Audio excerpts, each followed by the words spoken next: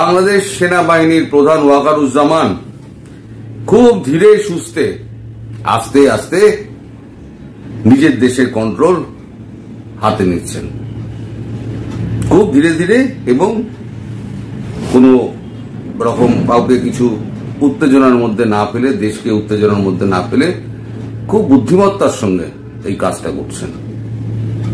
এখন থেকে রাষ্ট্রপতি ভবনের সমস্ত কন্ট্রোল এখন সেনা হাতে নিয়ে নিয়েছে। আজ রাত থেকে রাষ্ট্রপতির দপ্তরে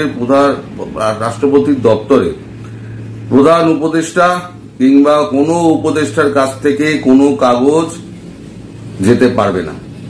রাষ্ট্রপতির ওখানে কোনো উপদেষ্টা কিংবা প্রধান উপদেষ্টার দপ্তরের কোনো ব্যক্তি ও সেনাবাহিনীর অনুমতি ছাড়া রাষ্ট্রপতি ভবনে যেতে পারবে না। এটা সেনাপ্রধান কেন করলেন? এই যে ভেতরে ভেতরে এরা একটা চক্রান্ত করছে না, যে কোনোভাবে রাষ্ট্রপতিকে দিয়ে পদত্যাগপত্র সই করিয়ে রাষ্ট্রপতিকে উৎখাত করো এবং সঙ্গে সঙ্গে সেনাপ্রধানকে উৎখাত করো। সেনাপ্রধান সেই পথটা মেরে দিলেন। পুরো রাষ্ট্রপতি ভবনকে সেনাবাহিনীর কনভয় দিয়ে একেবারে ট্যাঙ্ক ফ্যাঙ্ক দিয়ে ঘিরে দিয়েছেন। কোন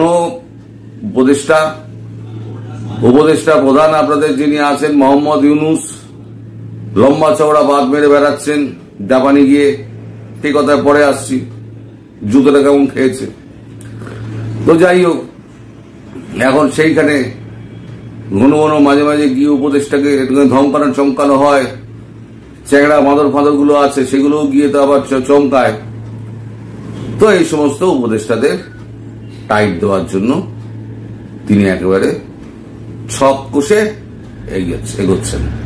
অর্থাৎ রাষ্ট্রপতি ভবনে ঢোকা তো দূরের কথা, রাষ্ট্রপতি ভবনে একটা কেউ ফোনও করতে পারবে না, সে ব্যবস্থাও করে দিয়েছে সেনাবাহিনী। এবার কথা হচ্ছে, সেনাবাহিনী এই জিনিসটা করলো কেন? করলো এই কারণে যে এই যে আপনাদের রাষ্ট্র উপদেষ্টা প্রধান যখন দেশে ফিরবেন, দেশে ফিরে ওই টাকা পয়সার গল্প টল্প একদম মানে উজ্জ্বল একটা ভবিষ্যতে 2045 সালের উজ্জ্বল একটা ভবিষ্যতের স্বপ্নটা দেখাবেন, দেখিয়ে জনগণকে বলবেন এই সরকারের হাতে আরো ক্ষমতা চাই, এই সরকারকে পূর্ণ স্বাধীনতার সঙ্গে কাজ না করতে দিলে তাহলে এই সরকার আর কাজ করতে বাধাগ্রস্ত হচ্ছে। সেটা হচ্ছে এই বর্তমান যে সংবিধান চলছে সেই সংবিধানের কারণে। অতএব সংবিধান যদি চেঞ্জ করতে হয় তাহলে রাষ্ট্রপতিকে পদত্যাগ করতে হবে। সেখানে রাষ্ট্রপতি হিসেবে বসবেন আমাদের ডক্টর মোহাম্মদ ইউনুস। তার তো স্বপ্ন, আকাঙ্ক্ষা, উচ্চাকাঙ্ক্ষা, তার তো নির্লজ্জতার সীমা নেই। এই বয়সেও তিনি উচ্চাভিলাষী। তো তার উচ্চাভিলাষের পথে প্রধান কাঁটা হিসেবে যে দুজন রয়েছে সংসদীয় ব্যক্তি হিসেবে, এক হচ্ছেন রাষ্ট্রপতি, দুই হচ্ছেন সেনাপ্রধান।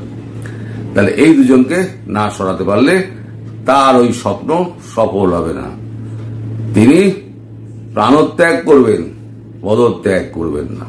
আর পদত্যাগ কি করে করাতে হয় সেটা ভারত খুব ভালো করে জানে। ভারতের এখান থেকে একটা মেসেজ পৌঁছে দেওয়া হয়েছে, কাগজে তার একটা ছোটখাটো বেরিয়েছে, আমি এখানে একটু উল্লেখও করে দিচ্ছি আপনাদের।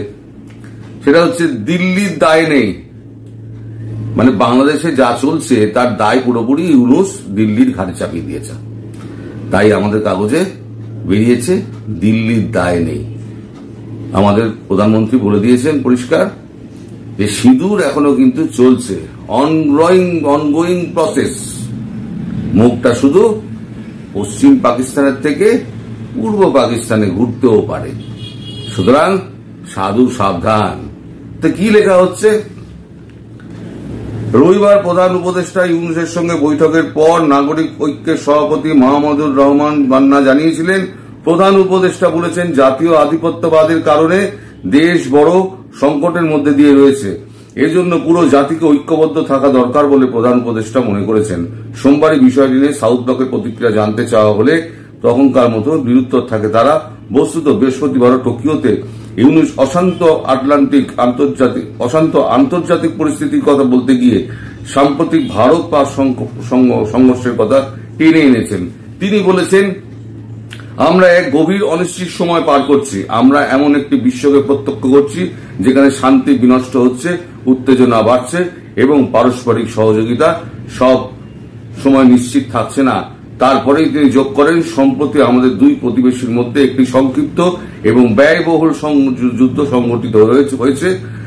অত্যন্ত দুঃখজনক যে আমরা কোটি কোটি টাকা যুদ্ধের পেছনে ব্যয় করছি, অথচ লাখ লাখ মানুষ না খেয়ে ন্যূনতম চাহিদার মধ্যে লড়াই করছে। ভারত এ বিষয়ে এখনো কোনো প্রতিক্রিয়া জানায়নি, তবে বাংলাদেশ ইতিমধ্যেই রাজনৈতিক উত্তেজনা বাড়ছে। কূটনৈতিক বিশেষজ্ঞদের মতে এই সময় এমন কোন মন্তব্য ভারত করতে চায় না যা প্রতিবেশী দেশকে আরো অশান্ত করে তোলে, কারণ সীমান্তের নিরাপত্তা পরিস্থিতির সঙ্গে তার সম্পর্কযুক্ত। এরই সঙ্গে সঙ্গে রণদীপ জয়সওয়াল যেটা জুড়ে দিয়েছেন, বাংলাদেশে ইনক্লুসিভ নির্বাচন চায়, সঙ্গে পেছন ধরেছে কে? রাশিয়া। তাহলে ব্যাপারটা যেটা দাঁড়ালো সেটা হচ্ছে ইউনুসকে ভারতবর্ষ সহ্য করতে পারছে না। যে কোনো দিন ইউনুসের উইকেটটি যাবে এবং সেটা যেটা করবেন সেটা হচ্ছে সেনাপ্রধান ওয়াকারুজ্জামান। এখন এই যে বলা হচ্ছে না, এই যে পরিস্থিতি খারাপ হচ্ছে, অমুক হচ্ছে ভারতের জন্য। আচ্ছা, এই ভিডিওটা দেখুন তো। এই যে পাকিস্তানি জামাত না হিজবুত সেই নেতা, তাকে যে ধরে আনা হয়েছে, এটা কি ভারতবর্ষ ধরে এনেছে? ধরে এনেছে কিন্তু বাংলাদেশের আমাদের ওই যে আপনার অধ্যাপক আছেন, অধ্যাপকের সমস্ত লোকজন এবং তার প্রত্যক্ষ মদতে এই লোকটি এসে এখানে ভাষণ দিচ্ছেন। ভাষণটা আগে শুনুন। वक्त आने वाला है जब तू भी हमारे सामने पानी भरेगा। ये पाकिस्तान वो मुल्क है जिसने आज तक अपने किसी दुश्मन को माफ नहीं किया, और तुझे इस बात का अच्छी तरह से इल्म है। तू जानता है कि हमने पिछले साल के अंदर तुझे बांग्लादेश में शिकस्त दी। मोदी, तू जानता है बांग्लादेश में तुझे शिकस्त हमने दी है, और तू इस बात को भी जानता है कि मई के महीने के अंदर अगर तूने 11 मई को धमाके किए, हमने 28 मई को धमाके किए, तू रात की तारीकी में सब अरे मूर्ख, ये लोग बंगाली जो है वहां पर बैठे हैं, वो लोग हिंदी नहीं समझते हैं, तो उर्दू क्या समझेगा रे पाठा? बिल्कुल बकरी की तरह है। দর্শক, এই যা বলছে উর্দুতে, আমি এটা বুঝতে পেরেছি। এই যা বলছে সেটা হচ্ছে আমাদের এদের অসন্তোষটা হচ্ছে আমরা যে সিন্ধু জল চুক্তি বন্ধ করেছি না, এখন তো দূরে দূরে জলের জন্য ঘুরে বেড়াচ্ছে। এখন এক ফোঁটা জল নেই। ঝিলাম, রাবি, সমস্ত যত নদী ছিল সব শুকিয়ে গেছে। এখন হেঁটে মোটরসাইকেল নিয়ে, সাইকেল করে সমস্ত হেঁটে পার হচ্ছে। তো এর রাগ হচ্ছে সেই জল একদিন আজকে তোমরা বন্ধ করেছ, একদিন এই জলের জন্য পাকিস্তানের দোরগোড়ায় গিয়ে তোমাকে দাঁড়াতে হবে। পাকিস্তানে কোন জল প্রবাহ আছে রে ভাই মূর্খ? পাকিস্তানে কোন জলপ্রবাহ আছে, কোন পর্বতমালা আছে যেখান থেকে জল পাকিস্তানে আসে? সবটাই হচ্ছে ভারতবর্ষ দিয়ে। ওই বাংলাদেশ বলো, পাকিস্তান বলো, চীন বলো, যা আছে সব হচ্ছে ওই ভারতীয় জলপ্রবাহ দিয়ে যেটা বেরিয়েছে সেখান থেকেই। আরো কি বলছে? আরো বলছে বাংলাদেশে আমরা তোমাদের শিকাস্ত দিয়েছিলাম, মানে পরাজয় করেছিলাম। তো বাংলাদেশে 93,000 সৈন্যের যে পাতনুন আমরা খুলে দিলাম। এই যে জেনারেল নিয়াজি যে এখানে স্যারেন্ডার করেছিল, তোমাদেরই তো করেছিল, তোমাদের লোকই করেছিল। এরা তোমাদের দেশের লোক নয়, সেনা নয়। 93,000 3 বছর ধরে বসে বসে ভারত সরকার খাইয়েছে। খাইয়ে এই যে আমাদের ফিল্ড মার্শাল মানেকশ, তোমাদের ফিল্ড মার্শাল না, ফেইল্ড মার্শাল, ফেইল্ড মেরে পাট করে দিল। এসে পায়ে ধরে ক্ষমা চাইলো, যুদ্ধবিরতি চাইলো।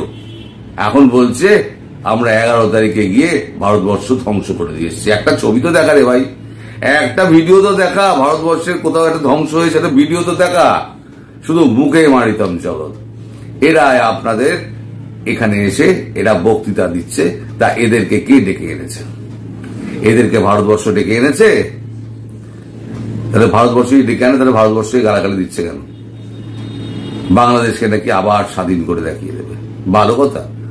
বাংলাদেশকে পাকিস্তান স্বাধীনতা করবে, এর উত্তর আমি প্রধানমন্ত্রী দিয়েছেন। এই যে বাংলাদেশ ইউনূস সরকার এই পাকিস্তানের গলা জড়িয়ে ধরছে, তার জবাব প্রধানমন্ত্রী নরেন্দ্র মোদী গতকালকে দিয়েছেন। সেই ভিডিওটা আমি রাত্রি 10টার সময় দেব। আপাতত এই ভিডিওটা আর বাড়াবো না, এখানে শেষ করছি। সবাই ভালো থাকবেন, সুস্থ থাকবেন, সাবধানে থাকবেন, আর সেনাবাহিনীর দিকে নজর রাখবেন। কি হতে যাচ্ছে খুব তাড়াতাড়ি আপনাদের কাছে পরিষ্কার হয়ে যাবে, এর বেশি আমি কিছু বলবো।